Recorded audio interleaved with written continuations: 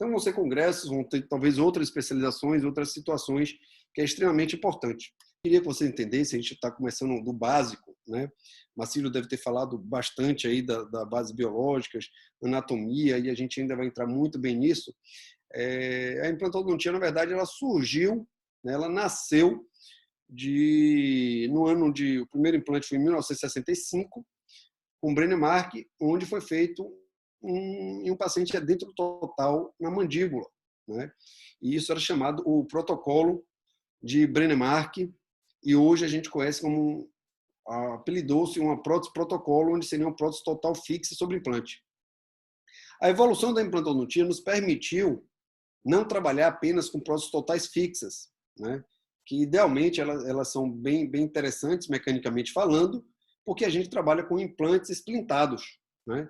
Então, naquela época a gente tinha 5, 6, 7, 8 implantes, uma ponte fixa, onde você para e sabe que mecanicamente, toda vez que você tem 2 pilares e tem uma viga unindo esses pilares, você enrijece, fortalece muito a dissipação de forças, né?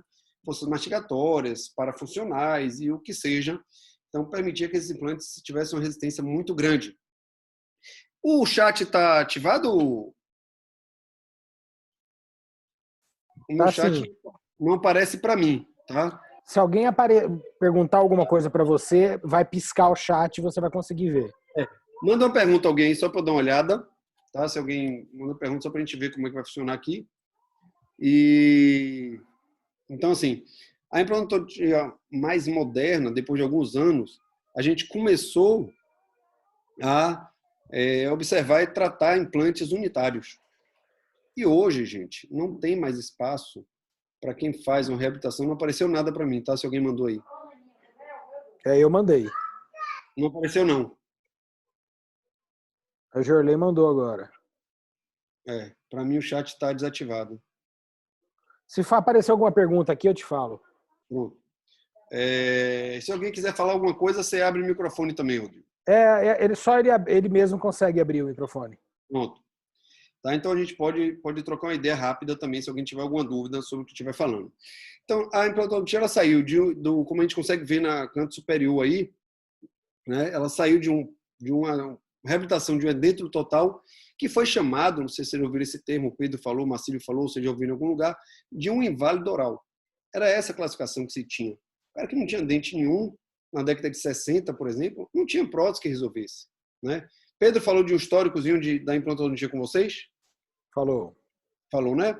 Eu vou passar rápido, tá, sobre isso, mas a gente tem uma evolução muito grande, onde a gente pode ter perdas unitárias de dentes, né? A gente consegue fazer hoje cirurgias sem cortes, a gente consegue fazer cirurgias guiadas, a gente consegue fazer cirurgias pouco traumáticas ou menos traumáticas do que você fazer toda uma incisão, fazer todo um descolamento de tecido, e isso graças à evolução das técnicas e à evolução também dos equipamentos, né? Hoje a gente está na era da odontologia digital e, sem dúvida nenhuma, a gente vai envolver isso no curso de vocês, onde a gente vai estar não só com planejamento, como também com execução de próteses, guias, né?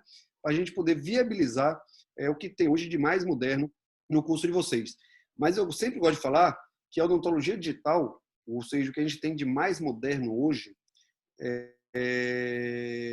para você executar e executar bem feito, você tem que saber o básico. Não vou nem falar o básico, você tem que conhecer você tem que fazer bem o analógico, vamos usar esse termo assim, tá?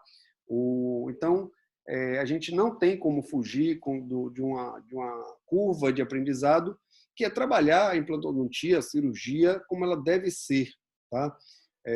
Um bom cirurgião, ele tem que dominar todo deslocamento de tecido, manipulação de tecido mole, tecido ósseo, até a gente poder fazer planejamentos mais avançados, como você consegue ver aí no canto superior esquerdo, de prototipagens de mandíbula, de osso, e a gente consegue ter uma precisão muito grande pré-cirúrgica, tá?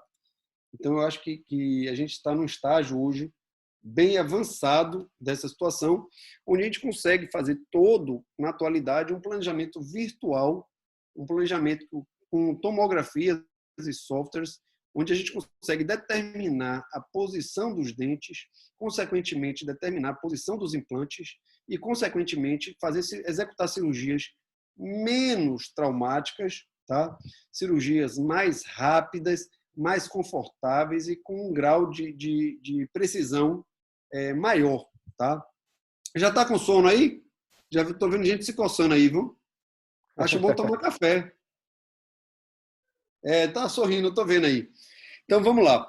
Quando a gente parte para esse padrão de cirurgia, a gente tem que entender o que a gente tem hoje em mãos, né?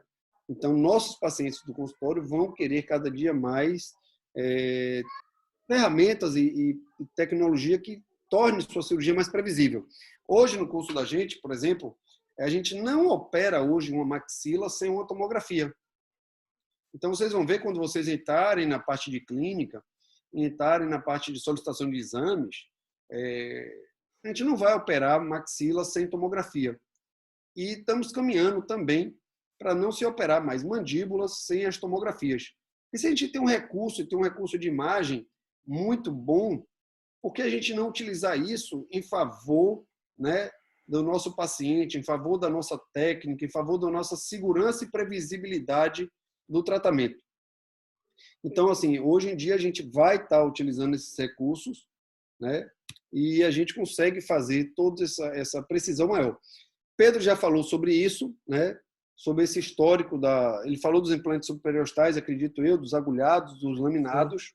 Então, não vou me ater muito a isso. Na verdade, isso é uma coisa histórica mesmo, e é só para vocês entenderem que isso existe. Mas hoje é a era dos implantes osseointegrados, que vem desde 1965. Tá? Aqui são modelos de implantes que eram feitos naquela época e que não tinha jeito, pessoal. A taxa de sucesso era 5 anos, 10 anos, depois o osso todo reabsorvia, como você consegue ver nessa panorâmica, e você tinha no final uma sequela. Mas era o que se tinha de tratamento. Isso era publicado, pessoal. Isso era publicado como sucesso, tá? E foi sucesso para a época. Só que não nos cabe mais esse tipo de tratamento, realizar esses tipos de implantes, né? Onde era relatado em literatura, em 1965, 80, 81, que esse tipo de prótese tinha em torno de 36% de sucesso em 10 anos. Hoje, a gente trabalha com nível de sucesso acima de 95%, 96%, 97%. Tá? Então, se a gente parar para pensar hoje, a nossa implantodontia do consultório hoje, ela tem que ir a cada 100 implantes que você coloca, 98, 97 tem que dar positivo, tem que osso integrar. E isso é uma situação que é cobrada dos pacientes, né? Os nossos pacientes hoje em dia, eles querem entrar no nosso consultório e terem sucesso. Vocês vão ver que no curso a gente tem alguns implantes que são perdidos, né? Isso é uma realidade. Claro que a gente tem que entender uma curva de aprendizado. Por exemplo, aqui, ó, o que falta de uma aula presencial é isso. Eu perguntar para vocês aqui agora, quantos de vocês realizam cirurgia? Tá? Eu não consigo ver a mão de todo mundo, mas... Eu ainda faço um pouco. Hã? Eu nunca parei de fazer, apesar de me dedicar basicamente à ortodontia, eu nunca parei de fazer cirurgias. Mas cirurgias mais simples, um canino incluso, um sisos. Então, é uma situação que algum de vocês já devem fazer cirurgia, e eu não sei se tem algum de vocês que faz implante, ou já opera alguma coisa de implante. A outra situação, que é bem interessante, é saber quantos de vocês trabalham com prótese. Porque dentro do nosso curso de uma especialização de implante, a gente tem que imaginar que a gente tem que aprender a parte de cirurgia, né, toda a parte de instalação de implante, a gente tem que aprender toda a parte de reconstrução de tecido ósseo e tecido mole, mas a gente não pode esquecer que grande parte da nossa carga horária ou do nosso aprendizado é a execução de prótese sobre implante. Tá? E talvez muitos de vocês aí não gostem de prótese. Eu sei, que eu imagino que vocês vão preparar um dente, acham que é muito trabalhoso preparar um dente, usar fio para moldar, mas a prótese sobre implante, ela tem uma particularidade, algumas delas, né? Mas uma bem sensata é que você trabalha com componentes pré-fabricados. Então, durante muito tempo, a gente fala assim, que a gente brinca de Lego. Depois que você instala o implante, você vai ter que comprar as pecinhas, que elas vão se encaixando, e você vai ter pouco preparo de dente ou utilização de fio para fazer moldagem. Em contrapartida, é fundamental, quando a gente entra na aula de componentes, que vocês estudem bastante componente.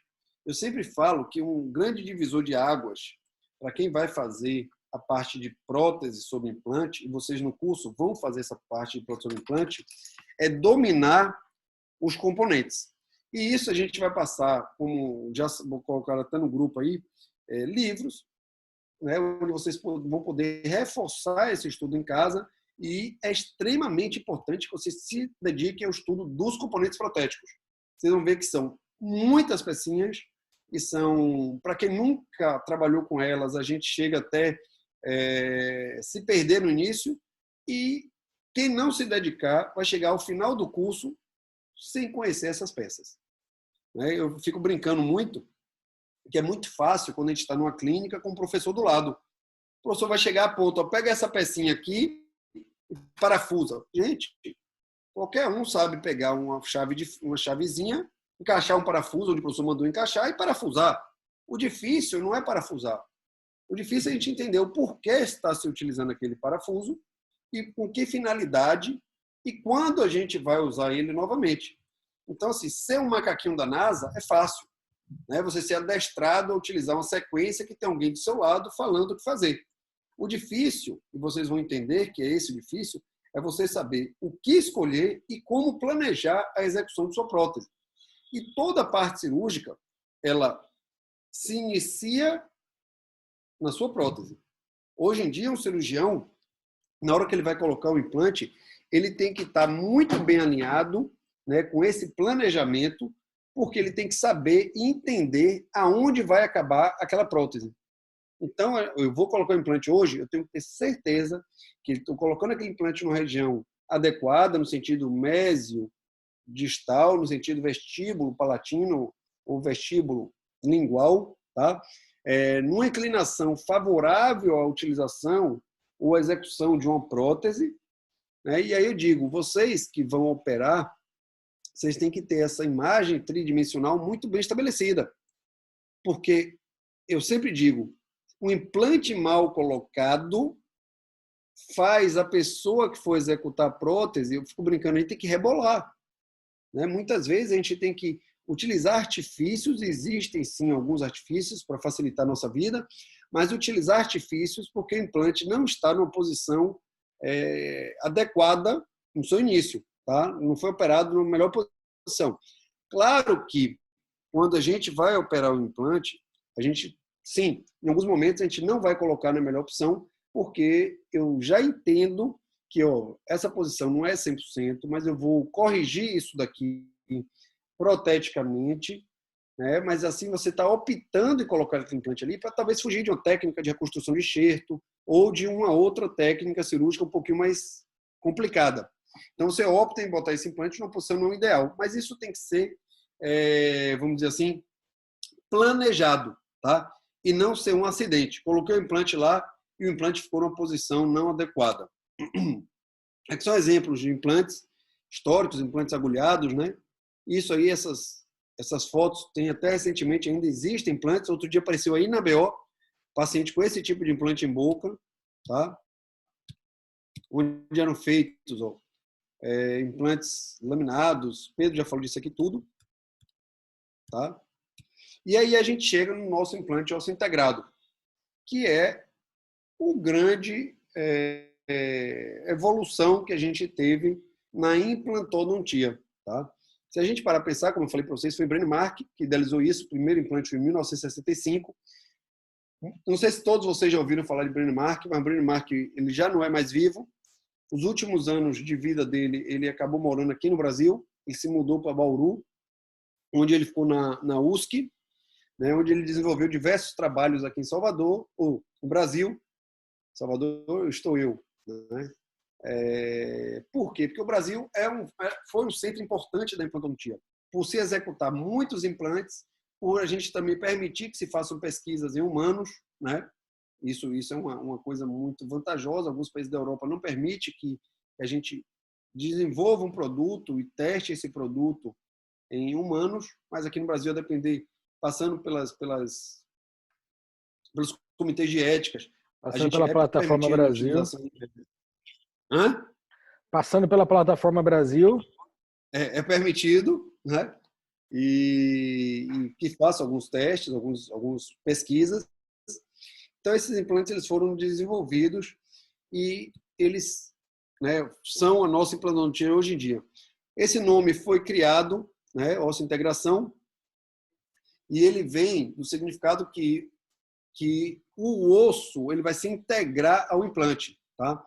Então, assim, Brennemark, Albrechtson, Carlson, eles foram os grandes estudiosos da implantodontia, eles definiram a osso-integração ou a ancoragem desse parafuso ao implante como, pode ser, no caso, uma ancoragem direta, né, ao osso e um corpo implantado, onde ele serve como uma fundação para você utilizar a sua prótese e essa prótese possa receber esforços mastigatórios. São definições de alguns artigos, né, Zarb também e Albrechtson, outro grande estudioso, né, uma fixação rígida, assintomática, isso é muito importante vocês saberem, implante não dói depois de osso integrado. Então, toda vez que você instalou um implante no paciente, que o paciente volta à sua clínica, ou relata que tem um implante que quando ele mastiga ou quando ele bate alguma coisa, ele sente dor, a gente tem que entender que aquele implante ali possivelmente está perdido, tá? O implante, ele é um tratamento assintomático. Você pode ter, sim, doença periimplantar, eu não sei se Marcelo já abordou alguma coisa disso ou ainda vai vir abordar, mas você vai ter doenças periimplantares que elas têm, na verdade, a mesma microbiota, o mesmo micro-organismo que tem a doença periodontal. No implante, ela só é um pouquinho mais agressiva porque ele tem menos defesas, que eu vou passar e vou dar uma pincelada rapidinho, como o Marcelo já deve ter falado algumas coisas. Uma coisa muito importante que a gente tem que ter noção é que a nossa ancoragem óssea, o que quer dizer isso? É aonde o nosso implante vai estar instalado. Então, a gente vai ter que produzir ali, ou criar ali, um alvéolo artificial. Tá? E é através da fresagem, através de uma sequência de brocas, que a gente vai conseguir criar um leito cirúrgico, né, para a instalação do nosso implante. E aí a gente vai poder falar um pouco mais para frente, quando o Pedro for falar de técnicas cirúrgicas, então, o Marcílio, né, como é essa sequência, qual é o sistema de fresa que utiliza, a gente vai poder detalhar bastante quando subfresar ou quando utilizar uma fresagem um pouco mais agressiva, a depender do tipo de implante e do que a gente esteja buscando naquele paciente. Mas, basicamente, a biocompatibilidade do metal ela é extremamente importante. Hoje, grande parte dos implantes que elas têm no mercado são à base de titânio, ou comercialmente puro, ou algumas ligas de titânio. Tá? E existem implantes cerâmicos, sim, existem implantes cerâmicos, pouco difundido, eu particularmente não uso. Eu tenho um grande amigo meu, que eu posso até pedir a ele alguns artigos, ele é professor da Federal de Cuiabá, tá? Mato Grosso, não, de Campo Grande, Mato Grosso do Sul, e ele trabalhou bastante com esses implantes de cerâmicos. Então, esses implantes eles têm desenhos, superfícies, né, que, a depender da marca, e cada desenho, ou o que a gente chama hoje de macrogeometria do implante, ela vai estar destinada a um tipo de osso, a um tipo de leito receptor. A gente tem implantes que são mais propícios a um travamento, a uma carga imediata. A gente tem implantes hoje que eles cicatrizam e a gente pode instalar os implantes com 21 dias, 28 dias, 30 dias, já entrar com a prótese definitiva. Tá? A técnica cirúrgica, a gente sempre tenta buscar uma técnica cirúrgica um pouquinho mais conservadora.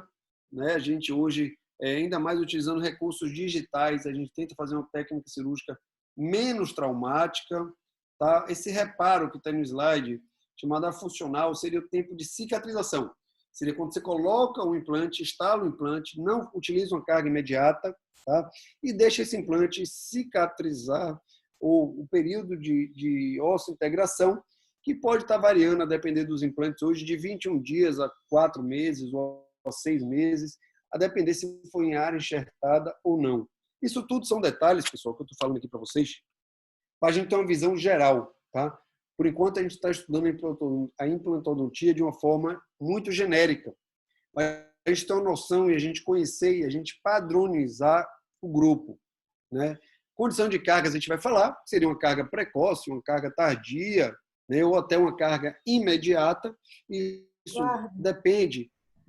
Oi. O que é isso que você disse do estado do leito receptor? O estado do leito receptor. Por exemplo, o leito receptor é o osso, tá? É o local onde vai receber o implante. Esse estado, vocês vão ver, pode ser até tema de monografia de vocês, você vai ter um osso extremamente sadio, onde o paciente perdeu o dente há 3, 4, 5 meses ou um ano. Então, você consegue, por exemplo, nessa figura aí, ó, um leito extremamente sadio. Você consegue fazer uma incisão, um leito totalmente osso maduro, já sofreu todo o processo de maturação óssea, porque existe uma neoformação óssea quando você extrai um dente, né? Você tem aquele alvéolo que vai passar por uma fase de coágulo, formando calo ósseo, até formar osso naquela região. Se você extrai um dente e vai colocar o implante nos seus primeiros 30 dias, você vai ver que você vai ter um osso muito mole e que talvez não dê estabilidade, né? Uma outra situação é quando você pega pacientes onde ele tem uma doença periodontal instalada, né? E você vai extrair dentes e você decide colocar o implante naquele osso ali. Então, você vai ter que ter cuidados adicionais, às vezes entrar com antibiótico terapia, fazer uma boa curetagem e colocar o implante. Tá? Não há impedimento hoje em você colocar implante em uma área contaminada. Mas você tem que saber entender isso, e isso vai ser discutido durante o curso de vocês, tá? De forma detalhada, essas particularidades desse leito cirúrgico. Mas é muito agradável. É Naira, né? É Naira? Naira, eu digo para você assim, uma cirurgia... Você opera terceiro molar? Opero. Opera, né? Você gosta de fazer cirurgia de terceiro molar? Não. É uma cirurgia, para quem faz aí, tá aí, é uma cirurgia um pouco cansativa, né? Às vezes você entra achando que vai ser uma cirurgia tranquila e ela dá trabalho, e é uma cirurgia, vou dizer assim, um acesso difícil em algumas situações, molares inferiores, né? E você tem um pós-operatório também nada muito agradável para o paciente, né? A gente tem um histórico de cirurgia de terceiro molar, quando ele está bem incluso e retido, né? Que não é confortável ao paciente.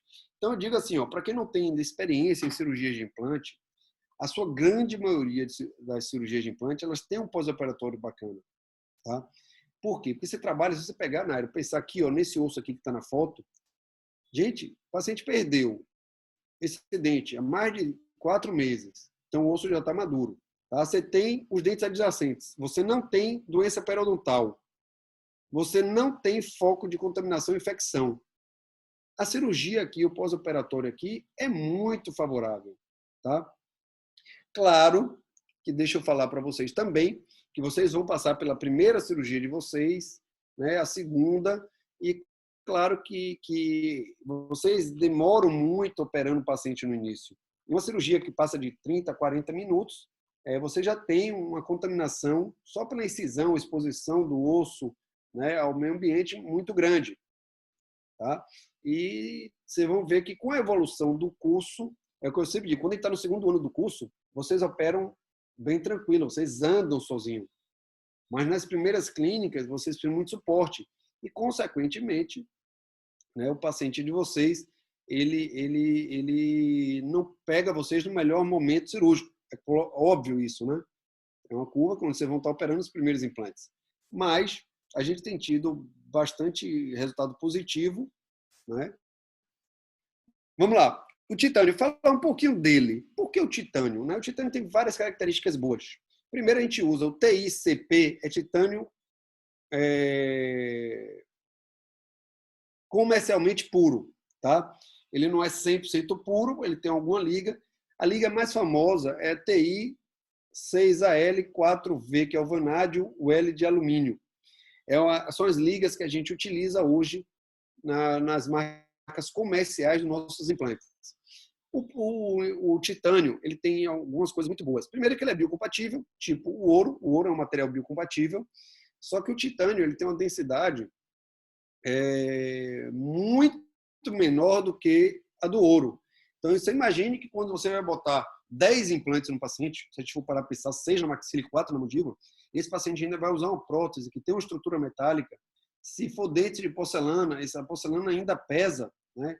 Então, assim, a densidade do metal que a gente vai utilizar, ela é extremamente importante para configurar, né, conforto e diminuir o peso da futura prótese, né, de todo o sistema em si. O titânio ele também tem uma resistência à tração, uma resistência mecânica extremamente favorável, né, para ser utilizado. E o titânio ele tem uma particularidade que ele sofre um processo de oxidação, né? Quando a gente fala em oxidação do ferro, vocês lembram de quê? Está com o microfone aberto aí, Naira? Quando você tem um ferro e ele oxida, como é que a gente chama isso? Alguém sabe, não? Vou lembrar, hein? Ferrugem. Eu vou falar de ferrugem? Não é ruim, ele não destrói todo o ferro? Então, essa oxidação do ferro ela é ruim. O titânio ele tem uma oxidação muito pequena. Então, ele não vai criar tanto o ouro também. Você vê que mulher, particularmente, muitas mulheres só usam brinco de ouro. Se botar que se não for de ouro, né? Infelizmente, aqui em casa, minha esposa e minha filha sofrem desse problema.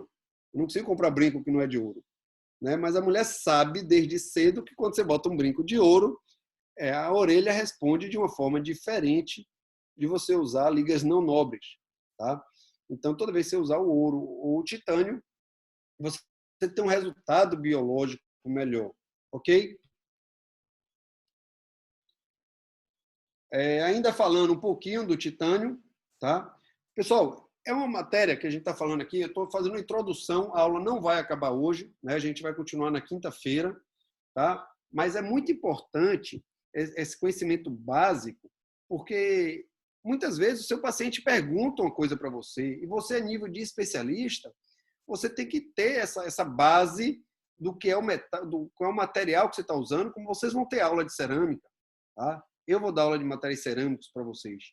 Você não pode fazer uma prótese cerâmica sem conhecer as propriedades da cerâmica, tá? Então, assim, eu já falei da densidade, o módulo de elasticidade. É importante o metal, quase todos os metais ele tem um módulo de elasticidade bom. Porque se a gente para pensar, e um vidro, por exemplo, a cerâmica em si, ela não tem um módulo de elasticidade compatível com o osso. Por quê? Porque o nosso osso, vocês já aprenderam isso, quando a gente abre muita boca, a gente tem uma deflexão da mandíbula, né? Então você tende os côndilos a entrarem um pouquinho aqui, ó, e comprime, forma uma tensão aqui. Então, existe uma deformação do nosso tecido ósseo. Então, o nosso osso ele tem um módulo de elasticidade, o titânio é favorável a isso, ou seja, eu consigo pegar um implante desse, se ele sofreu uma força dentro do osso, ele tem uma certa flexibilidade. Tá? Módulo de elasticidade seria isso. Quanto menor o módulo de elasticidade, mais rígido é o material. E quanto mais rígido for o material, mais friável ele se torna. Então, assim, um implante de cerâmica, por exemplo, se você empenar um pouquinho, ele vai quebrar. Você não consegue ter um vidro que você consegue cortar o vidro, tá? Ele trinca. Uma coisa boa também, por incrível que pareça, vocês acham que nossos implantes são caros? Eu não estou conseguindo enxergar a maioria de vocês, não. Eu queria enxergar, mas são materiais tecnicamente baratos, né? Eu passei o slide, eu queria aparecer a janelinha de vocês aqui, para ver o rostinho de vocês. Só estou vendo de Naira que melhorou aqui, saiu o Rodrigo, entrou Naira, né? Mas o resto não estou vendo ninguém. Mas vamos lá. O titânio ele tem um custo baixo, tá? Só para vocês terem noção, a gente compra um implante hoje no mercado a R$100, R$150. Gente, talvez o custo de fabricação de um implante desse não seja R$10, tá? É porque vende a 100, porque tem muita coisa envolvida no custo, né? Tratamento de superfície, você tem todo o processo de desinfecção, todo o processo comercial, todas as comissões, toda a estratégia de marketing que faz com todo o produto, né? Naira que está aí, que eu estou olhando só para você, Naira, quando a mulher vai comprar uma bolsa, né? E a gente sabe que tem bolsas que custam 1.000, 2.000, 3.000, 4.000, 5, 10.000 reais. E às vezes você compra e você fala assim, você está comprando uma marca, né? aquela marca tem um porquê custar caro. Na sua grande maioria das vezes, ela tem um porquê ser mais cara do que as outras, né? Ela investe mais em marketing, isso tem um preço, vai estar no produto. Ela, às vezes, tem um material de melhor qualidade, né? Então, às vezes, você compra uma bolsa de 5 mil, 10 mil reais, se essa bolsa estragar em um ano e você for na loja, certamente a loja vai trocar a sua bolsa. Quando você compra uma bolsa, às vezes, de 500 reais, sei lá, 400 reais, ela rasgou, ninguém vai falar, não, mas é isso mesmo, né? Deu o que tinha que dar. Hã? Deu o Como que é? tinha que dar. Porque, na verdade, você paga por isso, né? Você paga por uma segurança, você paga por uma garantia. Então, é isso que eu também gosto de falar muito com vocês nos cursos. Quando vocês começarem a fazer os implantes de vocês no consultório, né, escolham marcas boas. Eu acho que é extremamente importante, ainda mais vocês que estão no início. Vocês vão ser assediados a comprar implante a 50 reais, 60 reais. Quando vocês têm boas marcas de implante hoje, que vão estar vendendo implante para vocês a 100 reais, 110. Você fala, poxa, e às vezes, né, eu vou falar uma experiência minha, tá? Muito particular. Eu já visitei mais de 6 empresas de implante em São Paulo. E eu não vou citar o nome das empresas que eu achei ruim, tá? Mas eu posso dizer para vocês, eu já visitei a Sim, já visitei a Neodente, consultório nacional, tá? E já visitei a Conexão. São 3 empresas de porte grande, que são nacionais. Existem outras, Bioinnovation, existe Titânio Fix, existem Dentoflex. outras surgiram mais. Qual? Dentoflex. Dentoflex. Eu nunca usei os implantes Dentoflex e nunca visitei a fábrica lá, tá? Mas eu digo assim, ó, as de porte maior mesmo, você vai entrar aí, se você puder visitar as fábricas, e é uma coisa, se o grupo tiver interesse, a gente quiser um dia ir para São Paulo, marcar para visitar uma fábrica dessa, eu tenho total acesso lá, a gente consegue, eu, Marcelo e Pedro, marcar uma visita e até fazer um aulão lá, tá? É uma coisa, claro que isso depende de investimento, né? Tem que comprar uma passagem para São Paulo, mas é uma experiência que ela pode ser válida se você tiver um grupo de alunos bacana para ir lá. Tá? A gente pode até juntar com o Neodente, ou com Conexão, ou com o Sim. Os cursos que eu trabalho, o de vocês, eu acho, na sua grande maioria, serão implantes da marca Sim. Tá?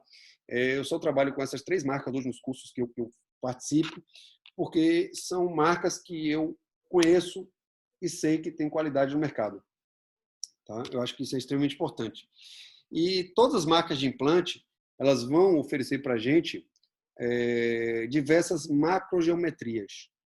Tá? O que seria macrogeometria de um implante? A macrogeometria de um implante seria o espaçamento de roscas, o tipo de pescoço que esses implantes têm aí, como vocês estão vendo na tela, tá? O tipo de conexão. Isso tudo, pessoal, tem um impacto, tá? Tem um impacto quando você vai fazer a prótese, tem um impacto no tipo de osso que você utiliza. Se é um implante, por exemplo, da esquerda para a direita, o terceiro é um implante liso, não tem tratamento de superfície. Hoje em dia, quase todos os implantes que nós utilizamos, o que eu utilizo no meu consultório, na minha clínica, do dia a dia, são implantes com tratamento de superfície, porque eles já se mostraram melhores, com melhores resultados de osseodegradação, tá? E a longo prazo. Então, hoje em dia, a gente tem que conhecer um pouquinho, vocês vão ter aula especificamente, vai se falar disso, de tratamento de superfície, de macrogeometria de implante, o que é que a gente pode, quando olhar para o implante, a gente entender por que uma rosca é mais passada do que outra, né?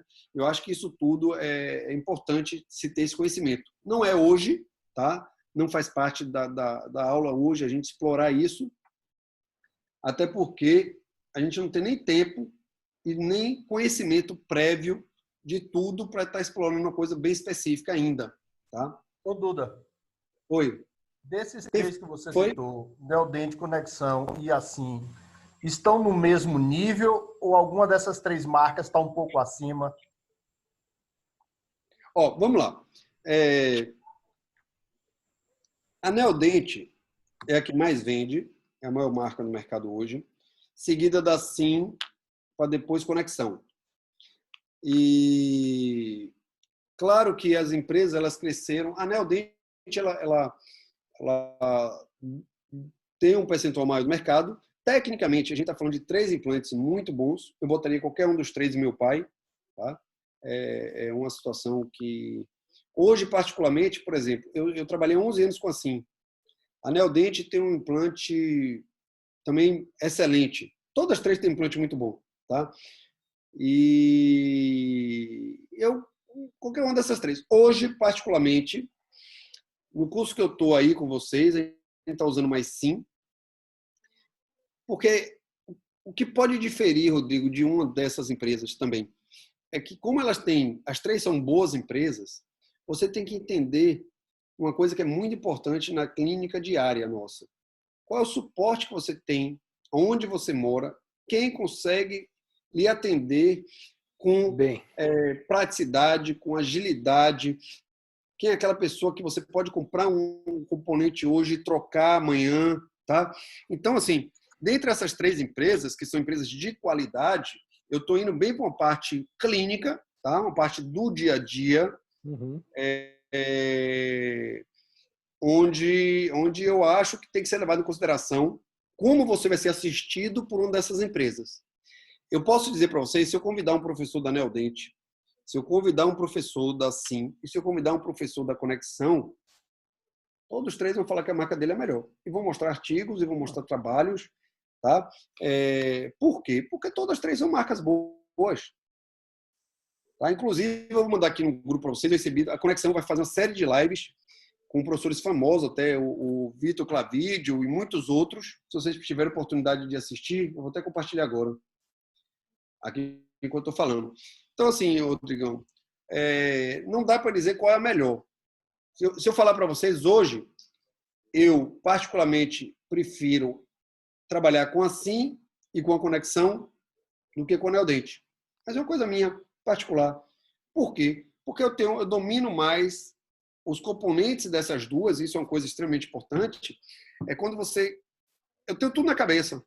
Tá? Se eu for fazer um implante da Neodente hoje, eu tenho que parar, pensar. Então, existe outra coisa que é zona de conforto. É o que você conhece. Tá? Agora, a gente tem que ter a cabeça aberta que eu faço a prótese de qualquer sistema. Qualquer coisa que aparecer no consultório, eu faço. A gente não aprende, a gente não faz um curso de implante para ser especialista em uma marca. A gente faz um curso de implante para a gente ter uma cabeça de especialista. Para a gente poder pegar o catálogo de qualquer empresa e saber trabalhar com aquela empresa. Esse é o objetivo de um curso. Esse é o objetivo que eu falo para vocês. Olha, vocês têm que estudar componentes. E eu digo mais, se vocês puderem estudar componentes antes da aula de componentes, é a melhor opção. Eu acho que é a aula mais complicada do curso de vocês e o que vocês mais vão ter trabalho em aprender são chamados componentes protéticos. Tá? Eu tenho alunos, infelizmente, que acabam em especialização de prótese e não dominam os componentes protéticos. Tá? Lá não faziam parte, não. Mas vamos aqui. Ó. O que é que eu quero mostrar para vocês aqui? Aqui tem uma microscopia, né, de 2 implantes. Para vocês entenderem. O do lado direito, vocês observam que é uma superfície lisa, sem tratamento. Tá? E o do lado esquerdo, você já vê todo imbricado, né? É um implante com tratamento de superfície. O que a gente ganha com esse tratamento de superfície? Independente se vai ser ataque ácido, se vai ser nanopartículas, né? Os diversos tratamentos que existem hoje no mercado, o que a gente ganha? A gente vai ganhar maior contato ósseo. Você imagina que se eu tenho uma superfície muito lisa e colo outra, né?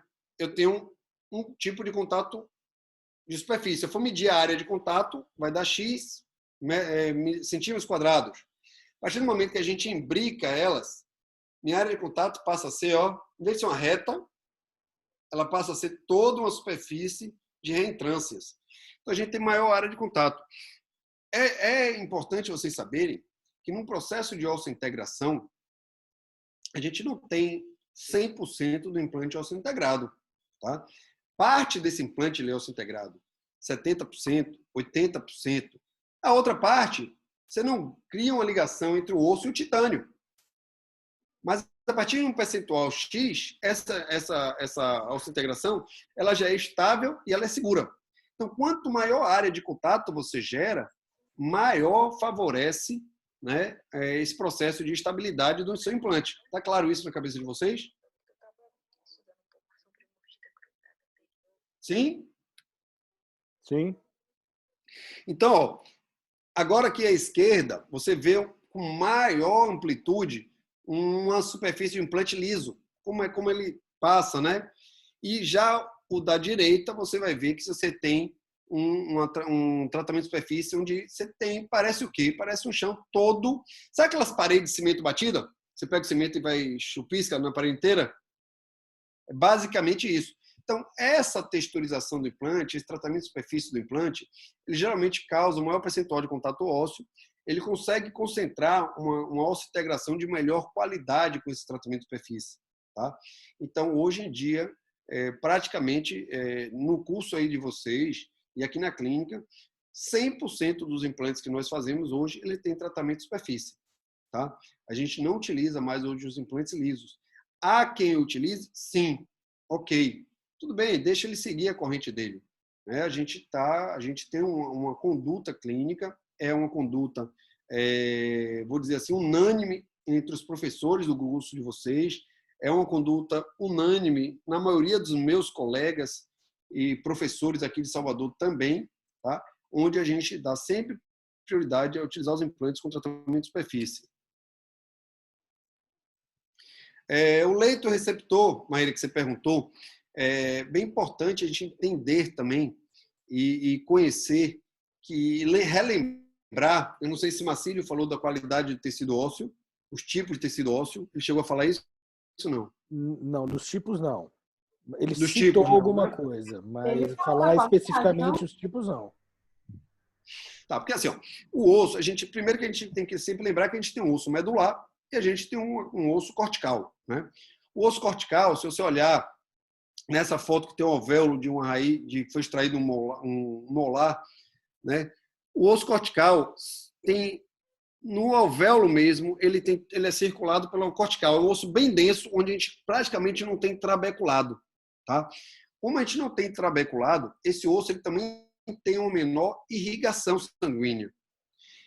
E a gente precisa ter um osso hoje onde ele tem para fazer uma carga imediata, para a gente ter uma estabilidade primária do implante mais adequada, além de todo o trabalho das empresas têm de desenvolver implantes com macrogeometria mais favorável a esse travamento do implante, tá?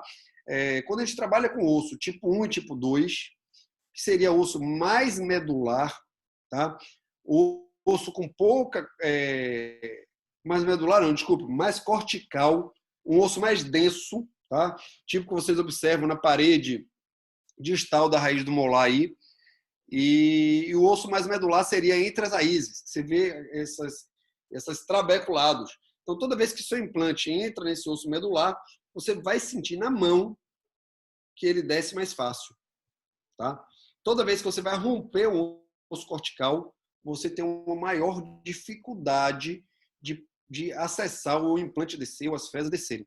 E o osso cortical ele vai dar uma estrutura, vai dar um travamento maior. Tá? Durante essa técnica cirúrgica, vocês vão ter que desenvolver o quê? A habilidade de tratar esses tecidos de forma bastante delicada, né? Vocês vão ter laboratório de sutura, vocês vão ter laboratório para suturar a língua de boi, né? Fazer incisão, porque vocês têm que ter uma habilidade, um trato com o tecido mole, e hoje ele está sendo colocado bem em evidência, né? Marcílio vai falar muito sobre isso para vocês, de como se tratar o tecido mole, de como se ganhar volume de tecido mole e sem poder danificar esses tecidos. Os componentes eles têm que ser precisos e componentes de qualidade. Também existe, pessoal, quando eu falo componente de qualidade, também existem componentes, por exemplo, a gente compra um componente protético hoje, vou dar um exemplo. Um UCLA, né, que é bem utilizado, na base de R$100. Por incrível que pareça, tem fábricas que vendem a R$5. É uma diferença gritante. Né? Você comprar um componente que ele é fabricado vendido a 90, 80, R$100, e o mesmo componente, teórico, o mesmo que eu digo, a mesma descrição, você comprar de 5, 6, 7, 8, 10 reais.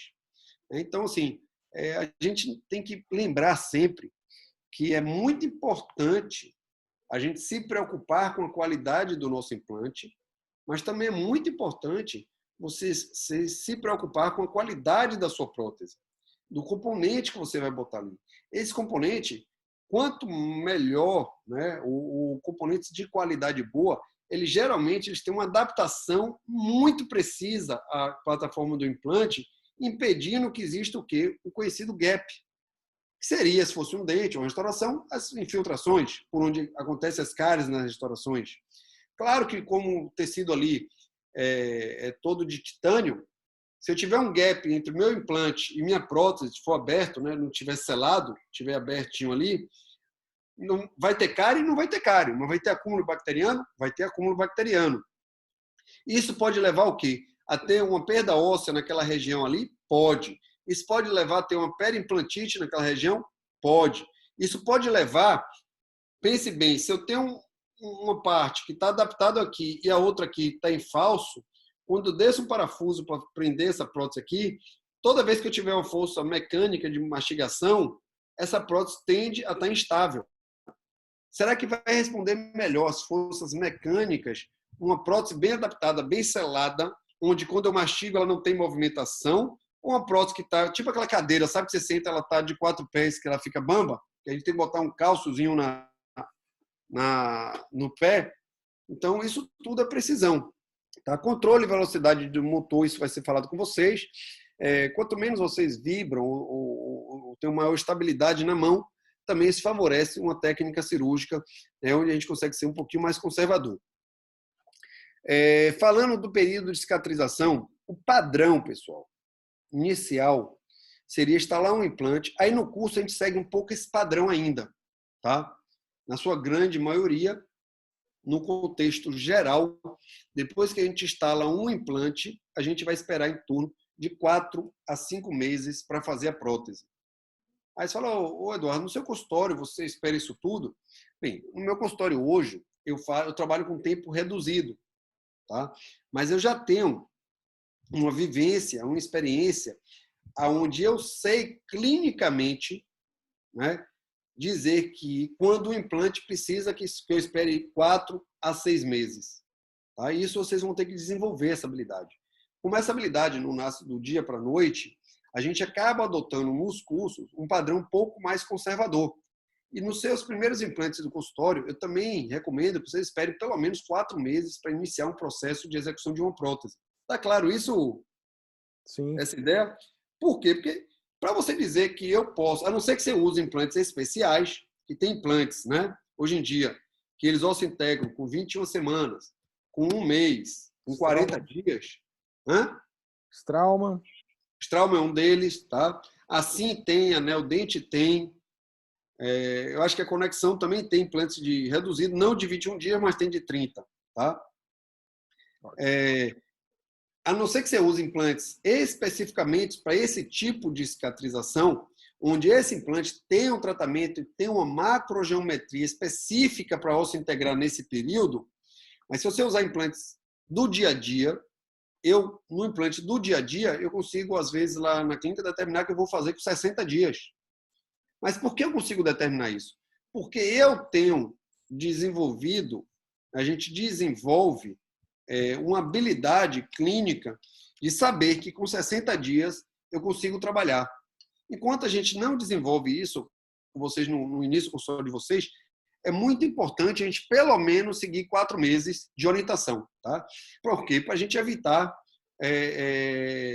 que, na dúvida, vamos trabalhar com maior tempo de cicatrização. Ok? Aqui é todo um historiozinho de como forma o osso. A Maíra me perguntou mais cedo do leito cirúrgico, né? E que eu acabei citando, que pode ter você acabou de extrair um dente, por exemplo. Você acabou de extrair um dente, ou você bota o implante no dia, né, que seria uma situação mais viável, você tirou o dente, tem alvéolo ali, tem osso, você faz a instalação imediata do implante, que a gente chama de implante imediato, ou seja, imediata a uma exodontia. Tá? É diferente de carga imediata. Carga imediata é aquele implante que você acabou de operar e botou um provisório em cima, certo? Então, você pode ter uma extração com implante imediato e ainda pode ter uma carga imediata. São 3 terminologias que vocês têm que entender, certo? O implante imediato é aquele implante que é instalado logo após uma exodontia. Carga imediata é qualquer provisório que é instalado no implante logo após a sua instalação. Acabou a cirurgia, você bota um provisório. Ou tem até 48 horas para botar esse provisório, certo? Pode ser no implante imediato ou não. Isso aqui, pessoal, é sair de um sangue, um coágulo, precalo, a forma de tecido conjuntivo, até formar um osso maduro, e esse osso tende a se tornar maduro quando você faz uma extração a 60, mais seguro, 90 dias. Então, todo paciente que falou assim, extrair um dente já tem mais de 90 dias ou 120 dias, tecnicamente ali já tem um osso que você pode trabalhar com o seu implante de forma despreocupada. Tá? É diferente de você perguntar ao paciente, já extraiu um dente, tem quanto tempo? 20 dias. Gente, se você for fazer seu implante, você vai pegar nada ali, vai ser tudo mole. Tá?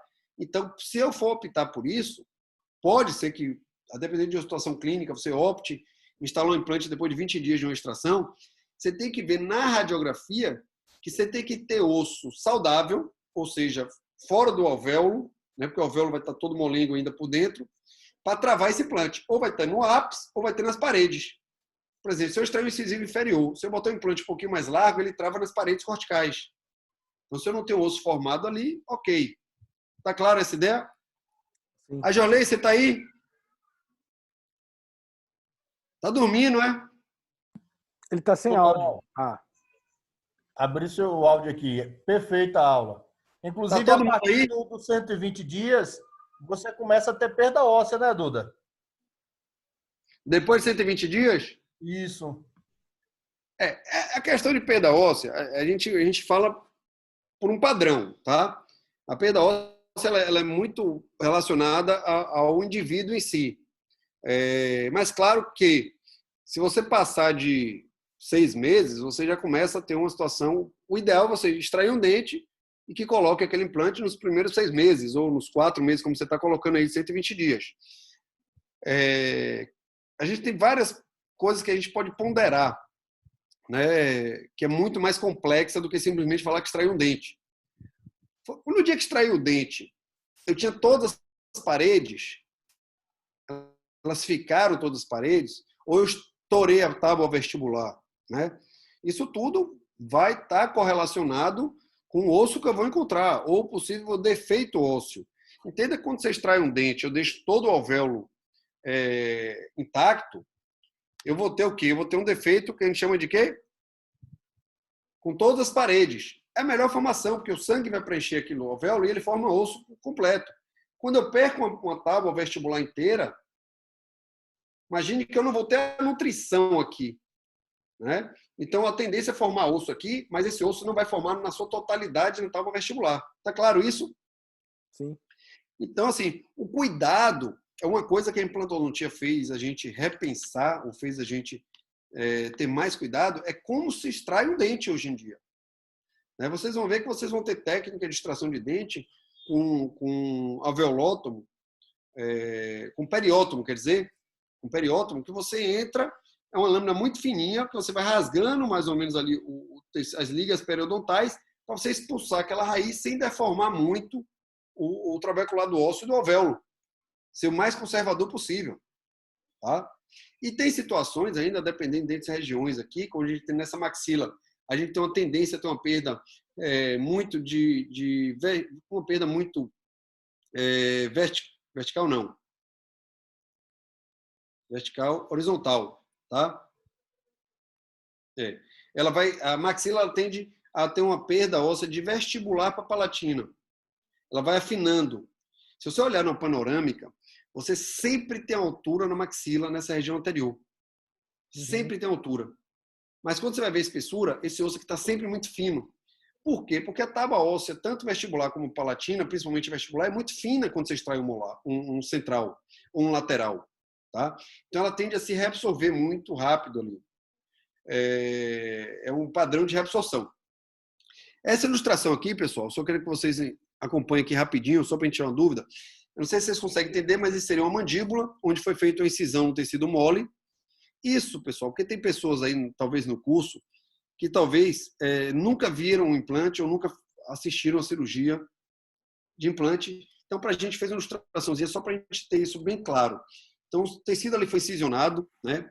Onde você vai seguir uma sequência de fresas, que vai ser dado essa aula por Pedro, por Marcílio. Essa sequência de fresas vai permitir criar um alvéolo. Nesse alvéolo, a gente vai inserir esse implante, tá?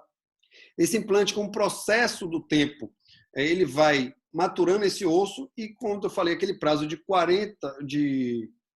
4 meses ou 120 dias, você vai ter toda uma neoformação desse osso, um imbricamento desse osso, formando, possibilitando o que a gente chama de osso-integração, tá? Até você ter uma osso-integração madura mesmo.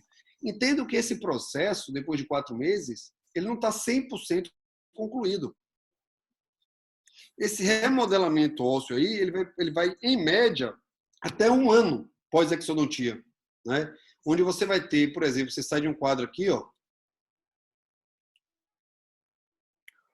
Eduardo, Fábio depois perguntou se tem alguma recomendação para pacientes em quimioterapia. Em quimioterapia? Eu sei, a quimioterapia bifosfonados para pacientes que foram submetidos à rádio, né? A quimioterapia eu não... A radioterapia, né, ela é mais agressiva porque ela compromete um pouco a vascularização do tecido que foi irradiado. E quando compromete a vascularização do tecido irradiado, você tem um comprometimento da nutrição daquele tecido que vai formar e, consequentemente, a depender do nível de radioterapia, hoje em dia tão baixo, tá? A radioterapia hoje em dia ela não é tão agressiva como já foi alguns anos atrás, mas você chega a ter risco de se operar um paciente desse numa fase que não está totalmente recuperada, de você ter uma osteoradionecrose. Ou seja, você faz a incisão, instala um implante, sutura. Aquela sutura ali, você não conseguiu gerar irrigação naquele osso ali. Aquele osso vai necrosar, porque se ele não é irrigado, ele necrosa. E aí vai fenestrar. E aí você passa a ter uma osteoradionecrose, que é uma situação um pouco complexa, chata de ser tratada, né? Mas a radioterapia é mais agressiva. A quimioterapia ela é mais fácil de a gente tratar os pacientes que sofreram quimioterapia, mas o que eu sempre falo para todo mundo, tá? Meu irmão é bucomaxilo, trabalha às vezes com pacientes em situações mais extremas, né? Eu acho que a grande maioria de vocês não tem esse convívio com esse tipo de paciente ou a nível hospitalar. E a minha orientação é a seguinte: eu só opero paciente que relatou rádio, químio, qualquer problema neurológico, de autoimune, eu só opero esse paciente depois da liberação do médico dele, tá? Mas, assim, o que é que a gente sabe hoje? A radioterapia, ela é mais agressiva que a químio para nosso tipo de tratamento. Existem algumas medicações também que o paciente toma, que também pode levar até a contraindicação dos implantes. Isso a gente vai estar vendo nas aulas de farmacologia também, tá? Por quê? Porque você tem hoje, principalmente, pacientes, os bifosfonatos, né? Onde pacientes na idade mais avançada, que você faz uso de uma medicação para fortalecer o osso desses pacientes, mas esse fortalecimento é transformando o osso cada vez mais em osso cortical, saindo do medular cortical, porque o osso do paciente já é mais fininho, então enrijece esse osso. Em contrapartida, quando eu falei no início da aula, toda vez que a gente tem um osso mais cortical, você tem uma menor irrigação. E existe uma tendência a você operar um paciente desse e você ter um processo de osteoradionecrose. Então, sempre, pessoal, você tem um paciente com um comprometimento sistêmico em alguma das áreas, recomendado, até por uma questão de segurança, de cobertura da gente, é recomendado que a gente peça a autorização do médico. Esses dias agora, ó, na quarentena, eu lá no consultório, eu atendo particularmente as urgências, emergências, né? Todo dia eu tenho um paciente que quebra um dente ou que aconteceu alguma coisa. Hoje mesmo um paciente foi com abscesso, a gente olhou, tinha uma raiz fraturada, vou marcar para fazer extração e implante, tá? Mas eu atendi uma senhora. Porque a prótese total dela quebrou. Uma velhinha mesmo, de 70 e pouquinhos anos. 74, uma coisa assim. Mas não é nem velho hoje em dia, né? Meu pai tem 71, vai fazer 72, então assim, a gente está envelhecendo também, eles já não estão muito tão velhos, porque a gente já se sente velho, né? Então, ficou tudo pertinho. Mas, e aí ela decidiu, a gente conversou bastante, ela tem uma saúde boa, a gente decidiu evoluir para um protocolo. Que boa quebra de prótese, hein? Me trouxe o paciente de um protocolo. Ó. Que beleza. E aí, qual é a recomendação? Um paciente nessa idade, particularmente lá na clínica, a gente conversa para o paciente fazer uma cirurgia sedada. Tá? A gente chama um médico anestesista. Então, tem um médico na sala que acompanha a pressão, pode acompanhar o açúcar desse paciente. Então, se esse paciente tiver alguma descompensação, o médico, na hora, ele consegue, como já está com a veia, né, por causa da medicação que ele vai sedação, ele consegue controlar até uma hipertensão, né, de forma fácil. Então, a gente torna essa cirurgia um pouco mais segura. Mas só isso, por si só, com o protocolo clínico lá da nossa clínica, não. Um paciente desse, para eu operar, ela tem que passar pelo clínico dela.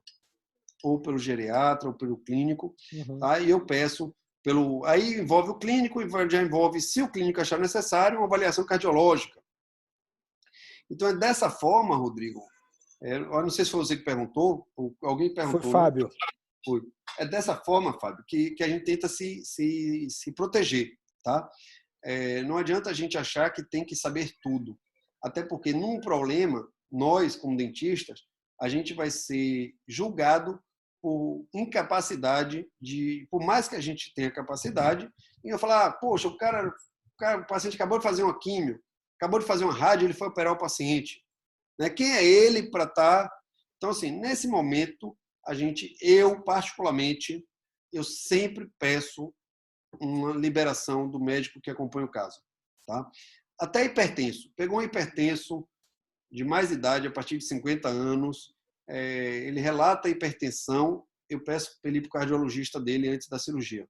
Aqui, na verdade, esse slide está falando só da neoformação. Depois que o implante ele vai se formar ali, você tem a formação das glicoproteínas. Né? Na verdade, como é que se forma a osseointegração?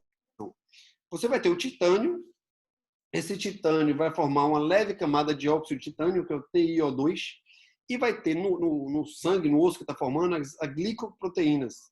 Tá?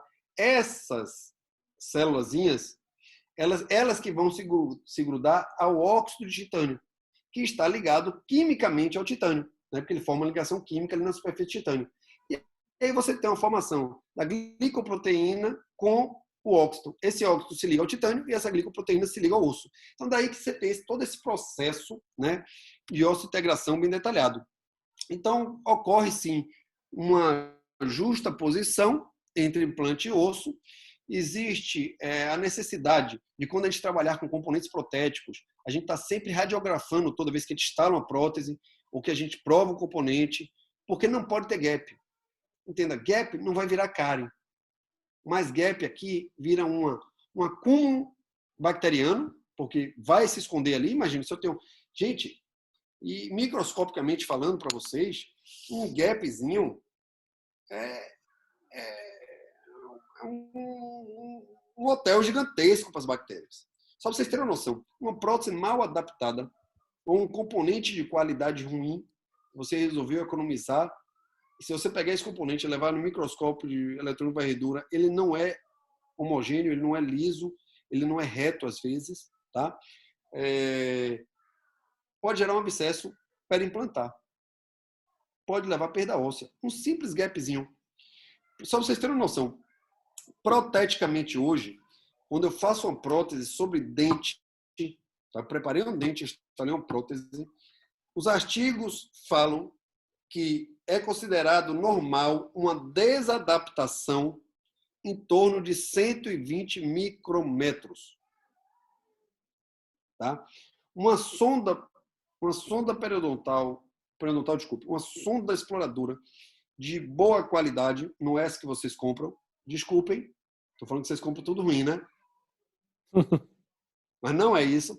É porque poucas pessoas, nem eu tenho, mas tenho em poucas quantidades, mas uma sonda exploradora de qualidade boa, você comprar uma... Aí Marcílio pode me corrigir, ou qualquer um, Rui Fradi, não sei como é que ele quer falar essa pronúncia, é uma marca boa mesmo. A gente compra pouco, porque a gente precisa ter tantos, né, jogos clínicos no consultório, que acaba você não conseguindo investir na qualidade, porque são caras essas sondas. Mas ela tem na sua ponta em torno de 50 micrômetros. As que a gente compra não tem essa ponta tão fina e tão de qualidade boa. Tá? Mas entenda, se eu tenho uma ponta de 50 a 70 e minha prótese pode ter 120 de desadaptado, significa que essa ponta vai entrar nesse gap? Vai. Uhum. Então, assim, na prótese convencional, 120 micrômetros é considerado normalidade. Não existe prótese 100% adaptada, ok? Qualquer prótese tem um gap. Tem um... Microscopicamente, se eu olhar, tem sempre uma fenda. Sempre vai existir uma fenda. Tá? Na prótese sobre dente, ela é aceitável até 120 micrômetros. Isso eu estou falando cientificamente falando. Quando a gente vai fazer um estudo de adaptação em prótese sobre implante, quando você compra componentes de qualidade, quando eu falar da aula de componentes, eu vou determinar como é que a gente pode escolher esses componentes de qualidade, quais são os pré-requisitos, não é só marca. Eu tenho marcas que vão me oferecer mesmo neodente, mesmo sim, mesmo conexão, mesmo estrauma. Elas vão me oferecer alguns componentes que eu não vou ter um resultado final muito bom. Tá? E isso a gente vai falar um pouquinho mais lá para frente. Eu já mudo minha cifra de 120 para 10, 15, 20. É muito gritante, gente. Quando eu falar em prótese sobre implante, o nível de adaptação que eu consigo ter na minha prótese é muito superior do que uma prótese sobre dente. Na prótese sobre dente, quem é que vai preencher aquilo ali? O cimento. Tá claro isso para vocês? Sim. Não tem jeito, é o cimento que vai preencher aquela desadaptação, tá? E essa homeostasia que está aí, que é o item 3 aí que está falando, ela está totalmente correlacionada a isso. Não adianta eu ter um implante estrauma, botar um componente fajuto em cima, onde vai me gerar um gap. Como é que eu vou ter homeostasia? Como é que eu vou ter saúde daquele tecido mole? Isso vai gerar, não adianta eu usar o melhor implante do mundo se eu não fizer uma prótese bem adaptada. Tá? Então eu falo assim, tem muita gente que faz isso, viu? Muita gente faz o que eu vou falar para vocês. O implante, um dos implantes mais caros hoje que tem no mercado é o Strauma. Muita gente bota implante Strauma e na hora que vai comprar o componente protético, compra de qualquer marca que seja compatível e compra um barato. Então, para que se preocupar na excelência do implante que você usa, se você não se preocupa na excelência do que você vai botar sobre esse implante? Tá? Então, assim, é meio contraditório essa lógica. Eu vou gastar um pouco mais no implante porque meu implante que vai estar no osso vai gerar osseointegração. Gente, qualquer implante de qualidade que eu falei para vocês aí agora vai osseointegrar. Vocês vão botar implante da Sim lá e vai osseointegrar, vocês não vão ter problema para osseointegrar. O que a gente tem que fazer é a manutenção dessa osseointegração, que aí sim a gente tem que ter um planejamento adequado, um número de implantes adequados para o tamanho da prótese que a gente usa, uma mecânica, uma biomecânica de distribuição de força, um ajuste oclusal adequado e componentes protéticos de qualidade. Tá? Porque senão a gente quebra toda essa homeostasia. Por exemplo, Marcílio deve ter falado isso aqui ontem para vocês. Na foto à esquerda, dá para vocês entenderem que ali é um implante, um prótese sobre implante e o tecido periimplantar, correto? Sim. Se vocês olharem, perto do implante tem 3 listrinhas assim, passando, não tá? Uhum. Eu não sei se Marcílio abordou isso ontem, mas quando a gente tem o tecido periimplantar, ele não tem uma adesão muito forte de hemodimossomos no titânio. É uma ligação muito frágil. Se você entrar com a sonda exploradora, a sonda bate lá no osso. Ela consegue afastar todo o tecido e bate lá no osso. Ele chegou a comentar alguma coisa sobre isso? Sim. Por quê? Porque ao tenho, as fibras que passam aí, elas formam como se fosse um punho de uma camisa, de uma manga, de uma camisa. As fibras, elas circundam o titânio.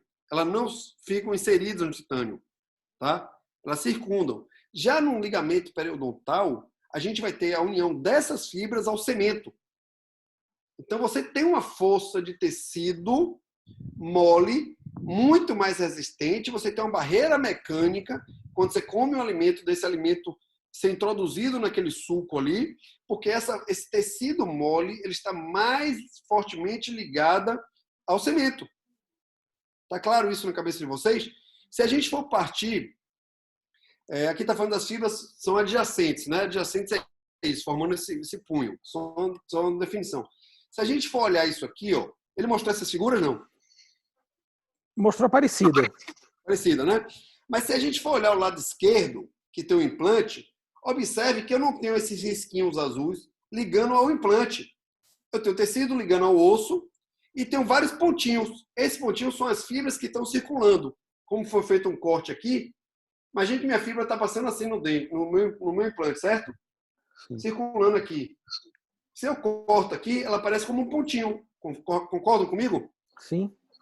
Sim? Então, na periimplantite, aqui eu botei no lado dos tecidos periimplantares, eu quase não tenho fibras ligadas ao meu titânio. Já quando eu olho no dente, olha a riqueza de fibras. Eu tenho fibras do periodonto, que estão entre o cemento e a crista óssea. Eu tenho fibras do tecido mole à minha crista óssea. Eu tenho fibras do meu tecido mole ao meu cemento. Né? Eu tenho um emaranhado de fibras que, quando eu introduzo a sonda, o que é que acontece com ela?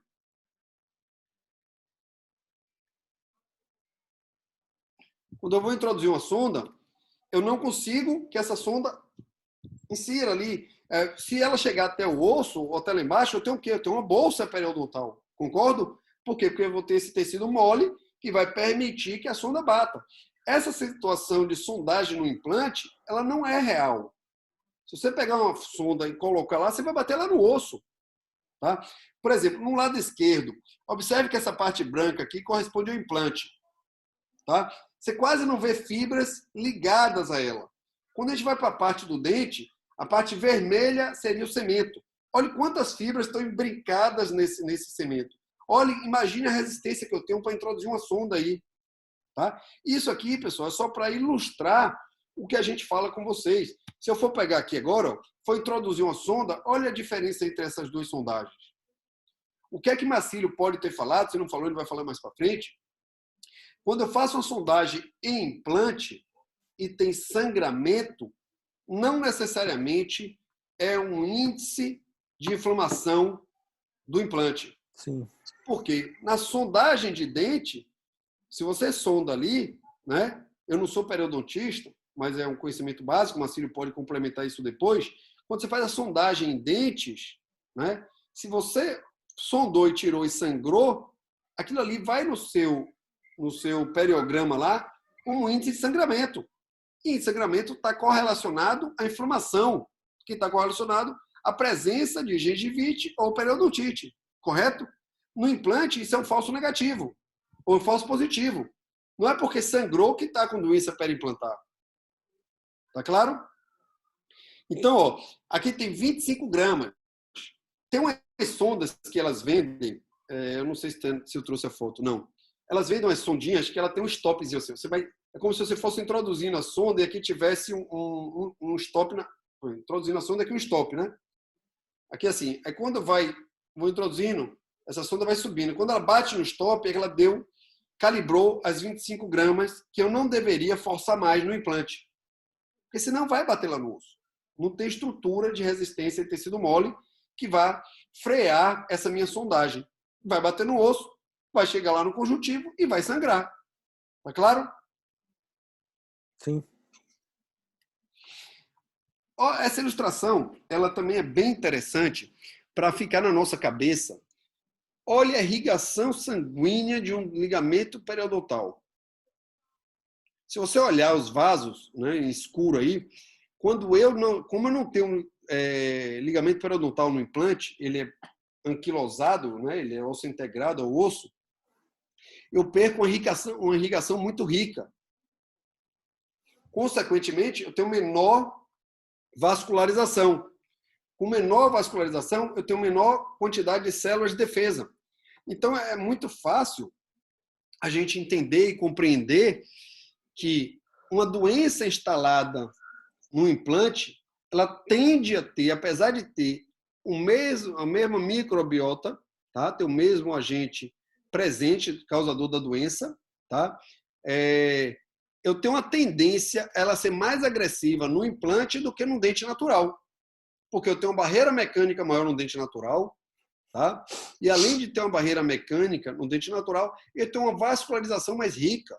Se eu tenho uma vascularização mais rica, eu tenho mais sangue, eu tenho mais células de defesa, mais células anti-inflamatórias, os macrófagos, todas as células que vão proteger esse tecido, eu tenho em maior quantidade.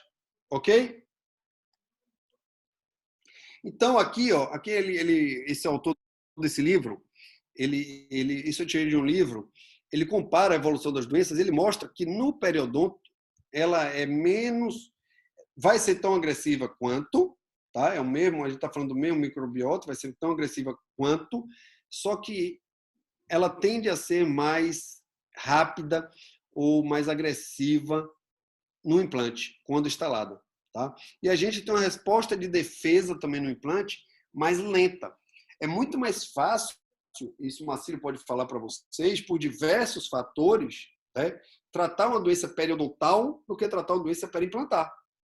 Primeiro, que a gente tem grande dificuldade de descontaminar a superfície do titânio.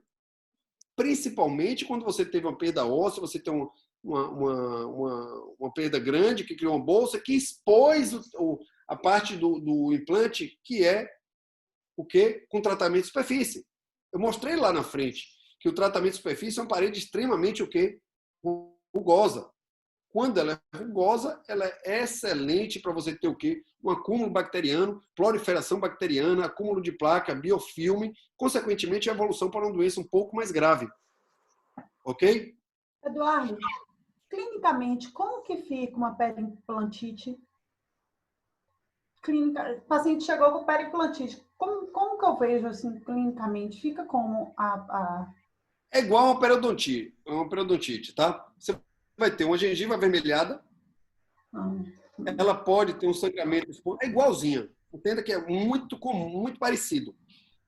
Mais, a gente tem isso aí, eu não tenho um dado científico, a gente pode ver se o Marcelo tem isso publicado e tudo, mas assim, eu vou dizer clinicamente, no meu dia a dia, é muito comum um paciente que tem uma periimplantite, ele evoluir para um abscesso periimplantar ali perto da cervical do dente do implante, tá?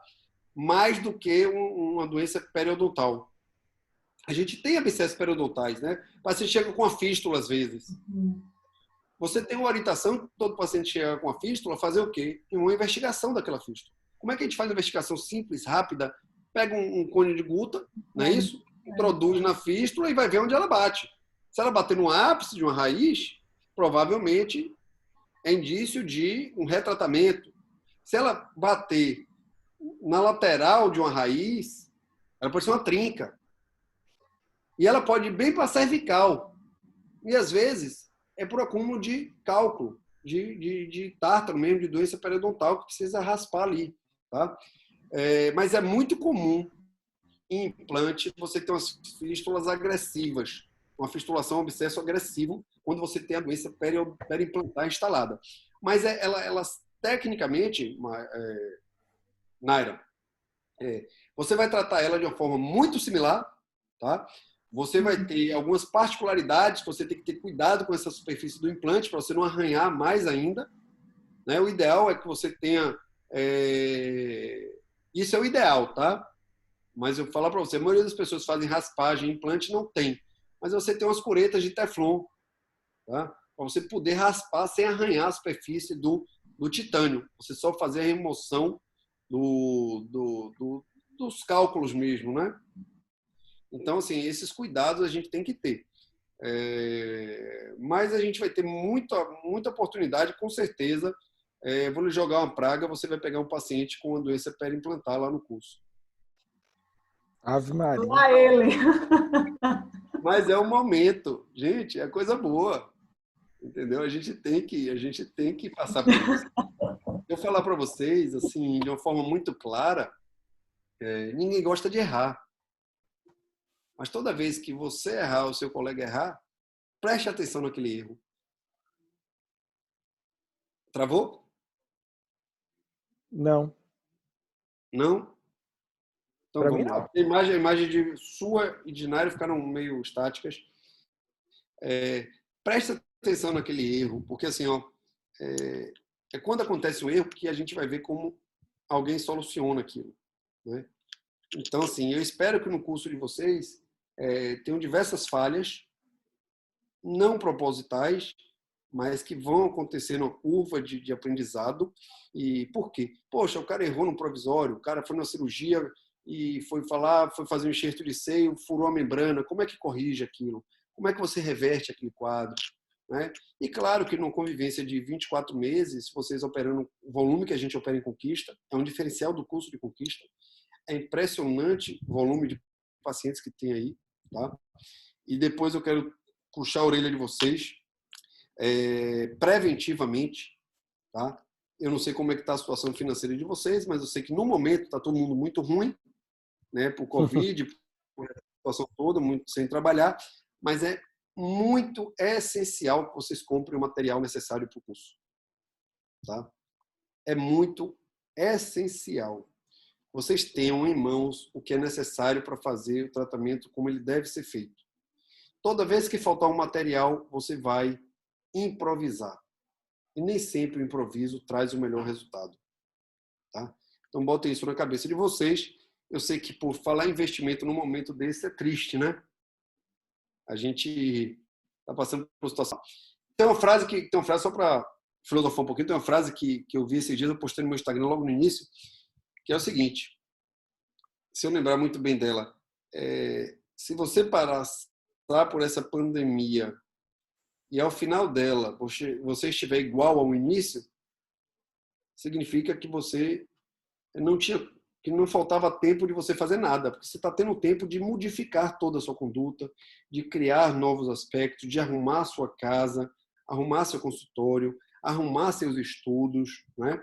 Quanto tempo, pessoal, vocês têm hoje para se dedicar ao estudo do implante que vocês não teriam numa vida normal, né? Então, assim, eu vou falar a verdade para vocês aqui, viu? Eu acho que a gente não volta, eu acho que a gente vai voltar em julho. Tá? Se voltar. É uma opinião minha. Maio já era e junho eu acho que já era também. Vamos torcer para a gente voltar em julho. Então, assim, vocês já pararam para pensar que eu estou falando para vocês de praticamente 60 dias? Sim. Já pararam para pensar que vocês estão com rotinas, a grande maioria de vocês, como eu também estou, ociosa, muito tempo em casa, e perdendo tempo, às vezes, com alguma coisa que é vendo a televisão, vendo uma série, vendo um filme, quando você poderia, não estou deixando para falar deixar de fazer isso, não, mas se você tirar 40 minutos por dia para dar uma lidinha em alguma coisa de implante, quando você voltar, você está aqui no meu lugar dando aula. Entendeu? Porque você volta diferente dentro de uma proposta que é de vocês de fazer esse curso. Só a dica. Mas vamos seguir. A periimplantite, Naira, a periimplantite, você vai ver, vai ter os fatores etiológicos similares à periodontite, tá? Então, condição sistêmica, muito parecida. Toda vez que você tiver pacientes que têm descompensação hormonal ou qualquer outra predisposição à periodontite, se ele tiver um implante, ele também tem predisposição à periimplantite, tá? O tabagismo, claro que acelera, né?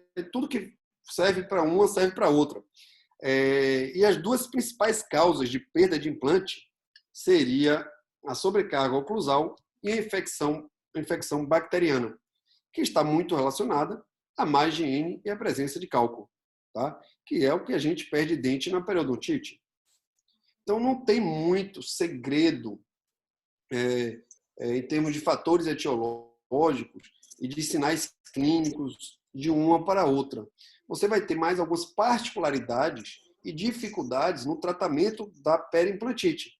E eu vou lhe dizer, e talvez é mais difícil você pegar, se você pegar uma periodontite de moderada para severa, é mais difícil você ter um êxito no tratamento do que você tratar uma periodontite. Tá? Mas a gente está aí para tratar, né? Aí eu mostro foto dessa para vocês, pessoal. O paciente bota o implante. Essa pecinha, ela se chama cicatrizador. Ela é lisa e polida. Aí o paciente volta com uma condição dessa. Cheio de placa. Imagine um dia que botar uma prótese. Tá? A gente tem que pensar como é que um paciente vai receber dente se ele não está conseguindo escovar uma peça que é lisa, que não tem retenção mecânica. Tá? Então a gente vai ter, como você me perguntou, viu, Naira, um resuminho, ó, semelhança clínica das duas situações, né? Sondagem como indicador diagnóstico para periimplantite, ela não é precisa, porque você vai sondar e vai sangrar. Você vai ter o mesmo agente etiológico primário, mesma bactéria. Tá? A importância da higiene oral, a mesma para as duas situações, e uma é tão destrutiva quanto a outra. A gente só tem relatos que na periimplantite você tem uma progressão um pouquinho mais rápida e você tem uma maior dificuldade no tratamento. Tá? De forma geral, a gente está falando, não em particular. Você vai falar, poxa, eu tratei uma periimplantite e tive sucesso. Fui tratar uma periodontite e perdi o dente. Não, a gente está falando de forma geral, tá? Não particularizando. Ô, Duda. Oi. Agora, nessa foto aí, eu acredito que a culpa tenha sido tanto de quem operou quanto do paciente. Porque, às vezes, o paciente fica com medo de higienizar após uma cirurgia dessa. E talvez o profissional não tenha orientado ele a fazer essa higienização. Sim, na verdade, assim, a gente pode extrapolar o que você está falando aí, Anjolei. Anjolei, né? Foi. Isso mesmo. A gente pode extrapolar o que você está falando aí, da importância que nós, como dentistas e reabilitadores, que vocês estão se propondo a isso, né, de saber orientar o paciente. Né? Eu vejo, e esse caso, eu vejo menos comprometimento ainda nos cursos. Tá? O aluno do curso ele vai muito para ir para aprender a fazer a técnica cirúrgica e para aprender a fazer a técnica protética. E grande parte dos alunos instalam prótese e não ensinam o paciente a usar o fio, a fazer a escovação. E eu digo, eu estou falando isso assim, que eu vejo grande parte dos alunos não tem essa preocupação no curso. Eu não consigo ver esse aluno no consultório, mas eu tenho que acreditar que no consultório eles pensem diferente, né? Porque o nosso tratamento ele envolve uma orientação, principalmente quando você faz implantes, reabilitações protéticas, pontes fixas, né? Onde você vai ter uma dificuldade maior do paciente higienizar. E outra coisa, muitas vezes você trabalha com pacientes numa fase de uma idade avançada, já não tem uma coordenação motora boa, né? Já são pacientes que não têm uma situação clínica favorável à higienização. Como é que eu faço basicamente a Jorley e grupo aí? Eu, no meu consultório particular, eu geralmente, quando eu instalo uma reabilitação oral dessa, eu impreterivelmente eu chamo esse paciente no máximo em 6 meses, entre 5 e 6 meses, tá? Depois que eu dou alta. Geralmente eu instalo todo o trabalho e marco entre 7 e 10 dias para eu olhar uma consultinha de 20 minutos para dar um oi e um tchau para o paciente, tá? Para ver se está tudo ok. Quando eu acabo, eu marco um controle rapidinho e depois marco em torno de 5 a 6 meses. Quando o paciente volta e volta com muito cálculo, um biofilme ou alguma inflamação periodontal, periimplantar, eu falo para esse paciente que ele tem que voltar novamente em 5, 6 meses. Porque eu, particularmente, eu coloco minhas revisões no consultório, quando o paciente tem saúde, né, e tem uma boa condição de higienização, aí depende, eu sinto o paciente. Quando o paciente é aquele paciente mais favorável à visita ao consultório, eu boto ele em 8 meses. Ou seja, eu vejo esse paciente 3 vezes em 2 anos. Quando é um paciente que tem um pouquinho mais de resistência, eu pelo menos tenho que ver o paciente uma vez por ano. Tá? Agora, eu já tive pacientes de 3 em 3 meses fazendo limpeza. Eu tenho pacientes na faixa de 78 anos, 80 anos, que fizeram um protocolo e tem dificuldade de higienizar, né? Então, eu explico para a família que ele usa um ponte fixa e eu mostro, né, para a família, para quem está acompanhando, ou se for paciente sozinho, falo, ó, o senhor está tendo dificuldade de higienização, tal. Eu sei que é difícil higienizar prótese, é uma prótese complicada, tal, mas eu acho que para você ter saúde disso aqui, né, você tem que vir ao dentista a cada 3 meses. Você vai pagar uma consulta de uma limpeza. Um paciente, Anjolei, que gastou 5, 10, 15, 20 mil reais uma reabilitação oral, ele não vai se incomodar de pagar, né, uma consulta a cada 6 meses para fazer uma higienização adequada. E eu brinco com meus pacientes, se vocês quiserem, até podem usar essa dica. Eu tenho alguns trocadilhos que eu faço com os pacientes. Um deles é esse. Quando ele acaba o trabalho, que eu faço a reabilitação oral, eu falo, ó, você gastou quase que um carro, né? E é verdade. Independente se gastou 20 mil, se gastou 60 mil, 80 mil, 20 mil você compra um carro hoje, 15 mil você compra um carro hoje, né? E então, como todo carro, ele precisa trocar óleo, fazer lavagem. Então eu brinco com o paciente e falo assim, isso aqui é implante. Você botou uma mecânica, tem um parafuso aí.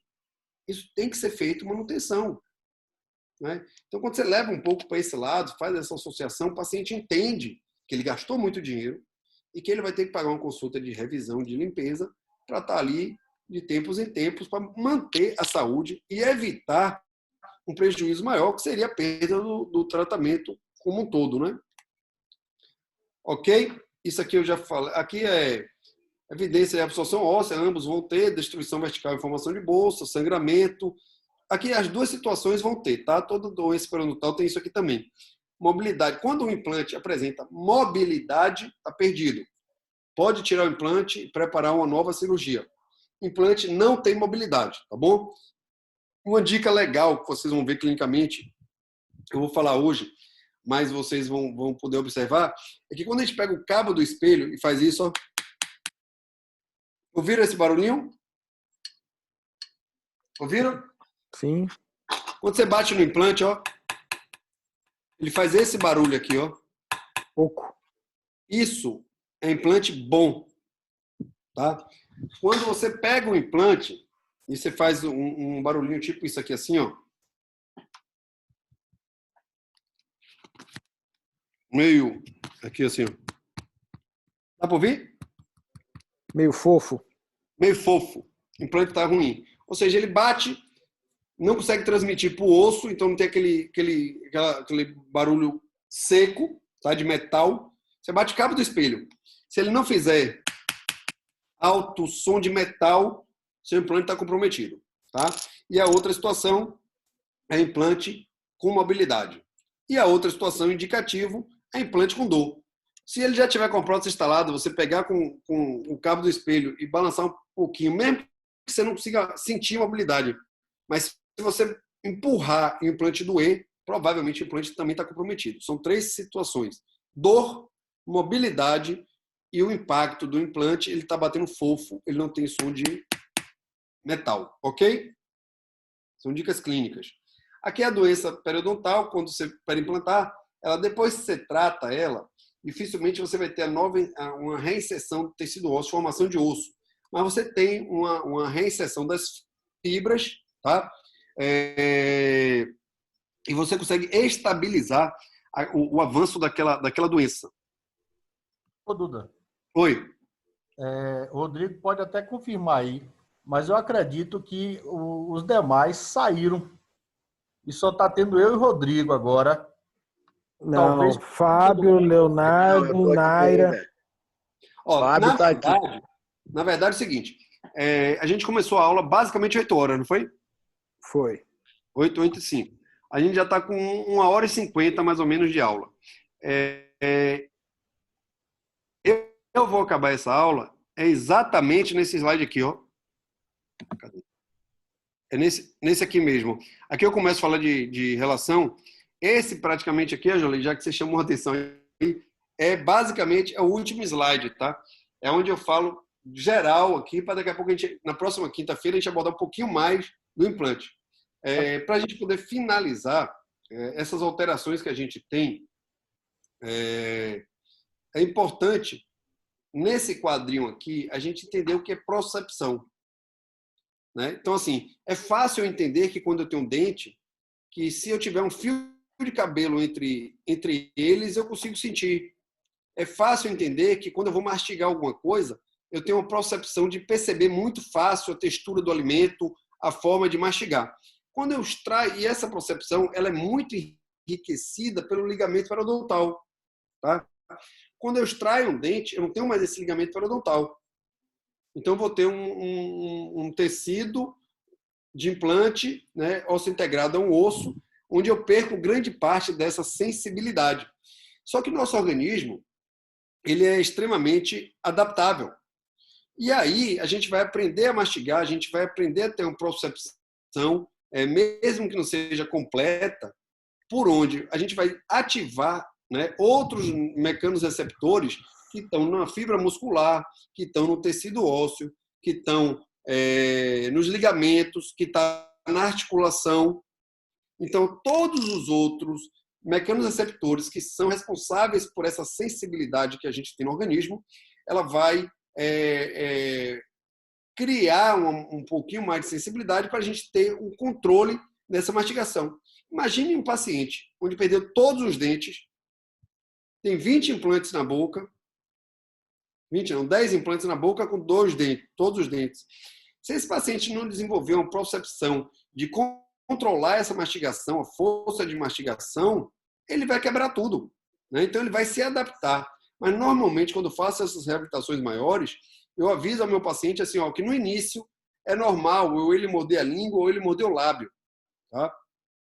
Porque ele está se acostumando. Eu peço para o paciente uma dica, viu, João, que eu dou, é assim, quando ele vai mastigar no início, ele pensar que está mastigando. A brincadeira é simples. Ele bota uma colher, ele vai pegar uma carne, ele bota e fala, vou comer uma carne. Por quê? Quando ele torna aquele ato consciente, ele informa o sistema nervoso central que ele está comendo uma carne.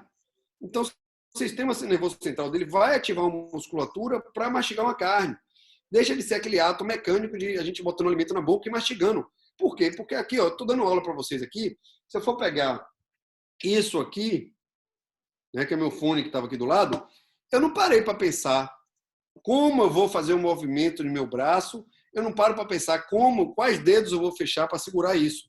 É tudo muito intuitivo e fica na memória neuromuscular do movimento. Tá? Eu só fiz o desejo de pegar aquilo ali.